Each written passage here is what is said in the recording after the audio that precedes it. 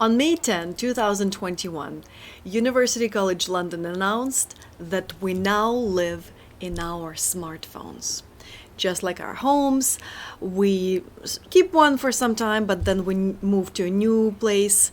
And with our smartphones, we have a tendency to upgrade every 1 to 2 years. Similarly to our phones, similar to our homes, where we don't spend all the time in one room, we don't spend all the time on one application when we are using our phones. The most common way of communicating these days is by instant messaging. We have enjoyed the short and succinct way we were chatting in personal lives that we welcomed the trend into the business world. Every 6 months or so, a new app with new gifts and better features seem to pop up. In addition, a certain application has a tendency to dominate a given geography over a specific period of time. Like in Eastern Europe, they use Telegram to complete business transactions and submit requests to law offices and small businesses. There is a reason they prefer that app, due to its security feature that even KGB couldn't break in so far. On the other hand, WeChat has gained its popularity in China due to its convenience.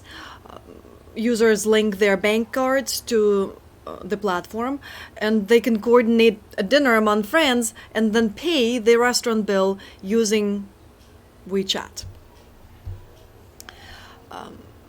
When I was recording a video about mobile data collection, I mentioned how knowing the exact date of iPhone X launch helped me identify a gap in mobile data that was collected for the matter. The same goes with instant messaging. Knowing the market trend might help you perfect your data set. Until February 2021, the most common instant messaging app in North America was WhatsApp, until the company chose to modify its use of terms and terms of use and share additional data with Facebook. A lot of users chose to migrate to other established platforms like Telegram or Signal, but they have not deleted their accounts right away. So a typical scenario would be a product manager and the VP start a discussion on a specific topic in the Telegram, their jointly agreed platform. And then VP remembers that he has some really relevant content in WhatsApp. He forwards it to the product manager, and the conversation naturally continues in WhatsApp. As consumers, we embrace innovation generated by healthy market competition. As eDiscovery professionals, we see a never-increasing number of techno challenges. It is very easy for the users to flip between the applications, but during the eDiscovery review, you need to generate cohesiveness of the conversation threads. I want to talk to you about 3 ways to process mobile data, specifically instant messaging. Number 1, where each message becomes one record. This will be handy if you expect only a small number of relevant text messages, and it will save you time on redaction and even an unnecessary review. The second way would be conversational thread, where a chat between a group of people, typically 2, is broken down over specified period of time between the same people in one application. And the third way would be conversational threading across multiple platforms. That would be perfect for the scenario I described between our VP and the product manager, opening a discussion in Telegram and wrapping it up in WhatsApp. Why did I go into so much detail describing the way we use instant messaging?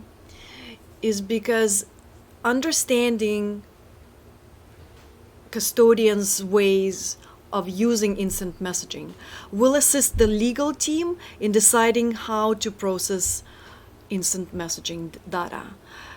It will help you decide on the best way, whether one message, one record, or conversational threading, where you grab and merge data from all available instant messaging applications. And luckily, we have so many of them.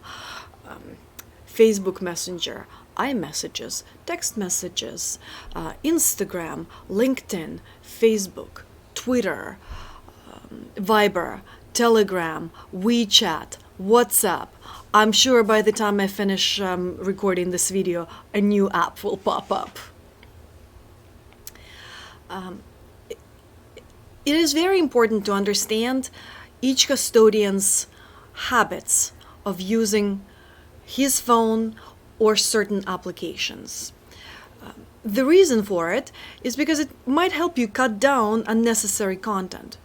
For example, my accountant uses Skype. He has been successful interacting with customers over the last 7 years, and he has no interest in switching to any other app. I don't favor Skype, but I enjoy getting instant responses from my accountant.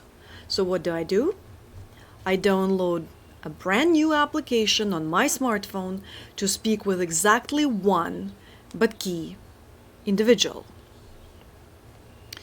Using this scenario, a conversation between the legal team and the custodian can sound something like this.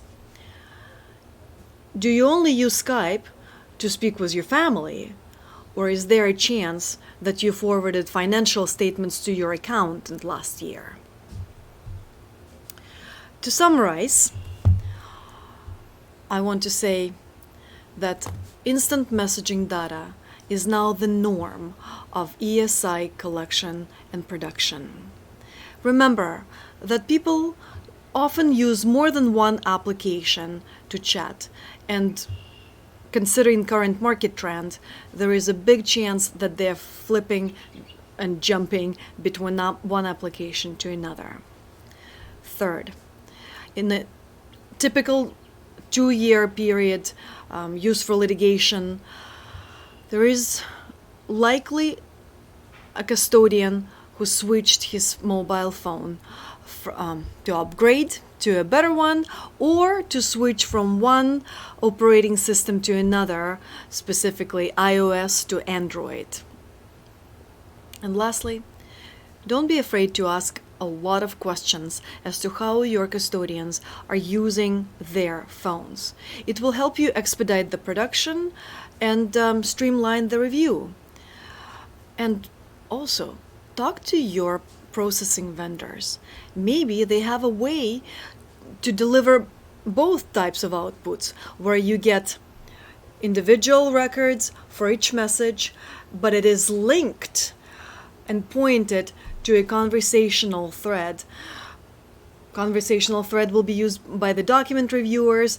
It will be providing them with context to allow them with better decision making as when it comes to relevancy, privilege, confidentiality, and privacy. And then single record messages could be used for production. It is great when you don't have to redact 200 pages of irrelevant content simply to deliver one short message on page 201. At Wesden, we dealt with many types of data and encountered various scenarios, including the ones I just talked about. Send us a message on LinkedIn, Twitter, Facebook. We'd love to chat how we can assist with your mobile data processing and collection needs.